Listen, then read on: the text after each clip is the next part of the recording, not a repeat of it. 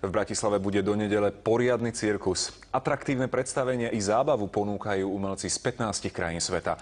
Dých vyrážajúce vzdušné akrobácie, špičkové žonglovanie, klauniádu i divadlo. Na festivale nového cirkusu Cirkulár však číha aj malé nebezpečenstvo. Viac uvidíte v našej reportáži.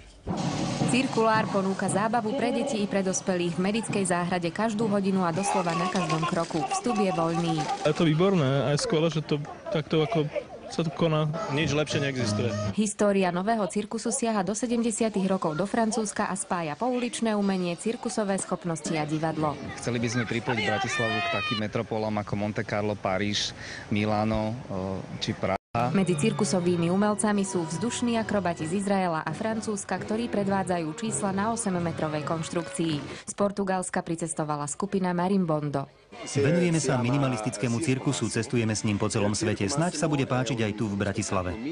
Na ich banánovú show sa chodia návštevníci pozrieť aj viackrát. A nie len pozerať sa, ale aj vyskúšať si cirkusantské umenie na vlastnej koži. Môžu chodiť po lane, môžu žonglovať, sú tam naši lektori. V hlavnom šapito pobaví deti divadlo a pri troche šťastia, nečakanej náhode a improvizácii sa pobavia aj samotní herci.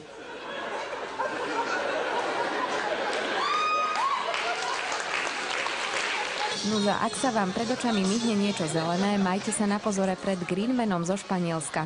Nikdy neviete, ako na vás zareaguje. Náš štáb pred ním utiecť nestihol. Natália Lenárdová, Slovenská televízia. To bola mokrá bodka na našich správ.